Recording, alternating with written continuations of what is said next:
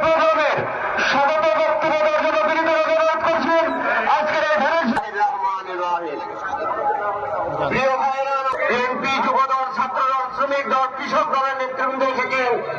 আজকে আমাদের এই ধানের শীষের সমর্থক গোষ্ঠীর আয়োজনে